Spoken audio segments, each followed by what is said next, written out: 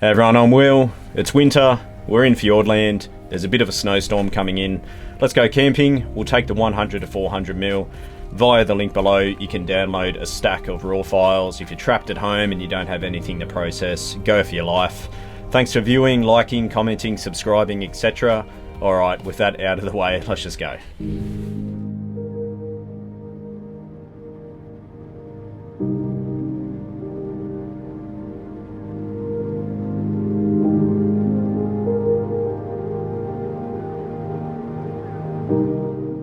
So I got a few different tents. This is my main one if I'm going backpacking, so lightweight. Black diamond highlight tent. But for today I'm not going far from the vehicle, so I'm just going to use this. It's only a 3-season one from a New Zealand company here, but it's just so easy to set up. So I'm going to use that one. We'll set up in the forest.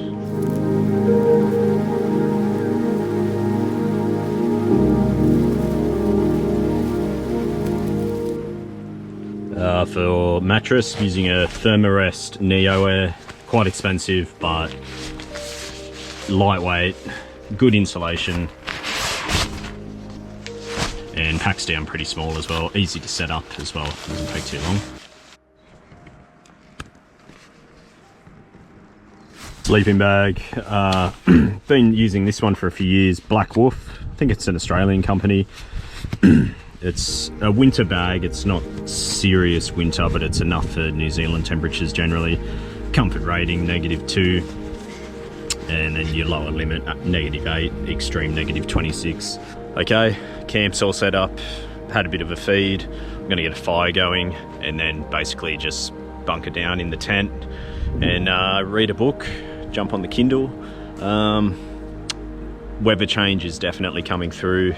Can feel the temperature dropping now, so we'll see what awaits us in the morning. Hopefully the snow level does come down.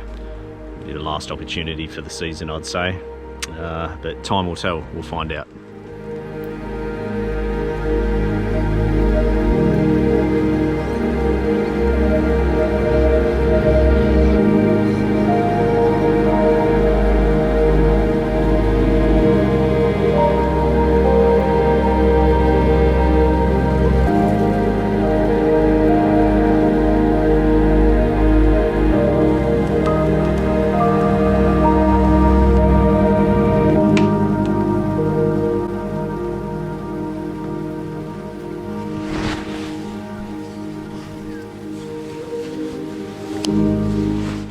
So it's 6 AM. I had a look outside. It doesn't look like the snow level has come down as low as I hoped. Not yet anyway, there could still be some more coming through.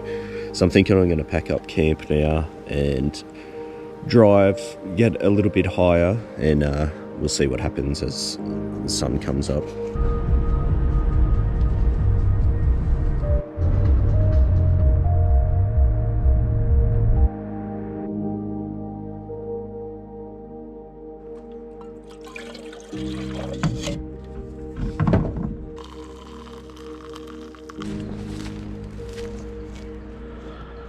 Look at that.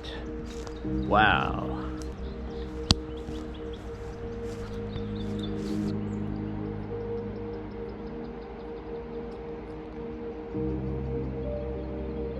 There's some really nice long lens scenes here, and maybe you're in lockdown and haven't picked up the camera for a while. You can use some of these to keep you occupied for a bit, some of these long lens shots.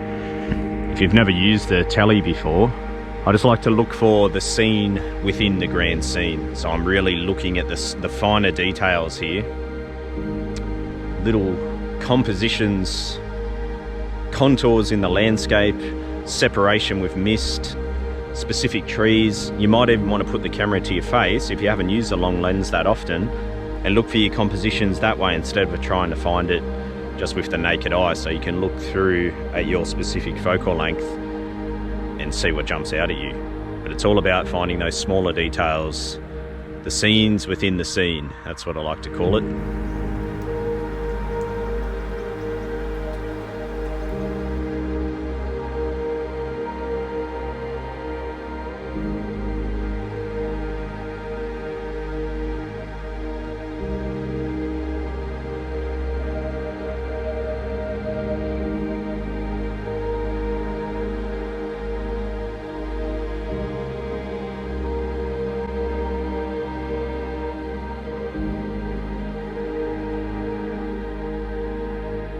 we had just enough light coming in, obviously that fresh snow, and then that atmosphere which is still just moving around now. I love it so much.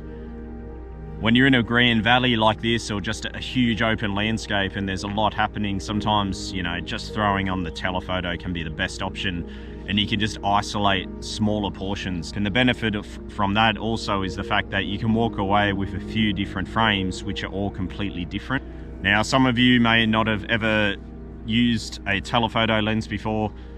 The main thing to keep in mind is having that shutter speed fast enough to compensate for the zoom. And if you're handheld, of course, like I am, the general rule of thumb is typically whatever your focal length is, try and match that with your shutter speed. So for example, 100mm, you want to be 100th of a second, 200mm, 200. That is a very loose guideline. If your lens is stabilized and your body stabilized like me, then you can definitely go a lot slower than that. So some of these frames, I was at 300mm then, around 80th of a second, and they're fine, they're coming out tack sharp. But just keep that guideline in mind. With the f-stop, it's not as important as a wide scene where you have something near to you and then something far away. In these scenes, everything is far away, so to the lens, it's at the infinity point. It's off in the distance, it's like a flat field of view. So if you need to open up the f-stop to help get the exposures brighter, don't hesitate, and that's what I've had to do a little bit here this morning, and it's fine. If you're going to incorporate something closer to you with something in the background, that's when you'll want to consider narrowing down the f-stop if possible. Another thing you can do with the tele, it could be a lake, the ocean, in this case a river, zoom in tight and do some motion pans on the water textures. Quite nice. These images are so peaceful to look at, they make good wall art. I like to use about 20th of a second and I pan with the water, so I'll demonstrate. Had to close the f-stop down so I can get the shutter speed slow enough, so 20th of a second. Find a good portion of water where you like the textures and flow. And then I just focus on the area and then move gently in the direction of the flow, so go with the water flow. And just experiment with your shutter speed and the speed that you're moving. It's quite fun.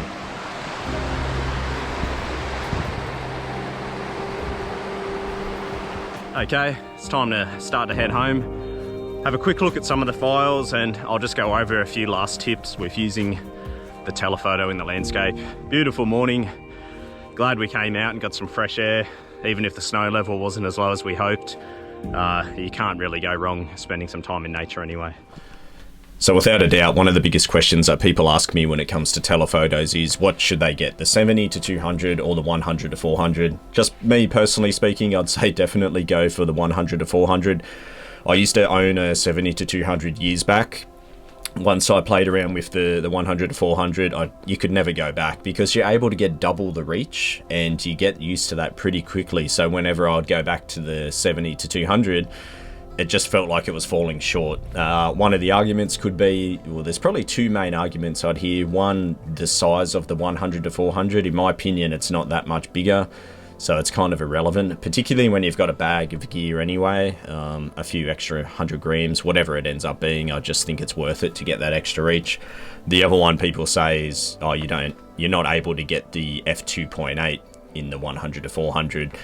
For me, I've never needed to open up to f2.8, so we'll run through some example shots here. And even if I'm shooting out of a plane right on sunset where the light is very low, I'm still able to keep the ISO low, get the exposure bright enough by opening up the f-stop as wide as it can go, and there's never been an issue. So I wouldn't really worry about the 2.8. If you're shooting more than landscapes, like weddings or something like that, then yeah, the 2.8 could come in handy in those ultra low light scenarios, and if you want to get the bokeh and everything like that. But when it comes to landscapes, it's definitely hasn't been an issue for me. So again, I would certainly lean towards the 100-400. Sometimes people ask about using a teleconverter, the 2x extender, and putting that on the 70-200. That's certainly an option there. So now you can go up to 400. But I would say, why not use that on the 100-400? So now you've got a 200-800. So I've got a few example images here that we can look at, and this first one is using the 2x extender. So this is an 800mm perspective. And what I love, it doesn't even have to be 800 of course, but telephoto is just giving that compression and pulling everything in and making things look a lot closer together than what they may actually be. So 800mm here. The teleconverter, one of the arguments is that it's soft. Now what I'll say to that is it's certainly not soft in the right conditions. It's actually all about having air that doesn't have too much humidity in it, that atmosphere. If you have a day where there's just basically moisture particles in the sky that maybe we can't even see with the naked eye, once you start compressing with a telephoto lens, it could even be at 100mm, but obviously it gets worse the more you zoom. Then that moisture in the air, it just all gets compressed and it comes out, you render the image soft basically. And this has happened to me even at 200mm. It just completely comes down to the conditions on the day. It can be a pain in the butt and it's frustrating, but that's just how it is. We can't do much about it. It's just the atmospherics basically that you're trying to zoom through and compress. But definitely it's worthwhile having that extender if you're thinking about it on either lens, whether it's a 70-200 or the 100-400. Another image here, 800mm, just on a wave as it's starting to form. So it gives you that ability, whether it's the ocean or anywhere in nature, just to get those intimate details. And this type of perspective here at 800mm, getting down low, almost looks like I'm in the ocean. And on this one also. The extender will, I think it limits the f-stop to f9 to f11, but depending on if you're at 100 or 400mm. So you really want to have a little bit of light there to work with. But on all these, this is low light and still able to keep the ISO low enough. Other scenes, of course, loving to photograph. This is like the pinnacle for me, just that atmosphere, separating all the different trees, and these types of moments are just so fleeting. That's the most enjoyable thing, just keeping an eye out and watching nature, just being a quiet observer. I love that type of stuff. And of course I'm using it for my aerial photography. Again, compressing all the mountains, pulling everything together. It's just such a fun way to shoot and gives you a completely different look on the landscape.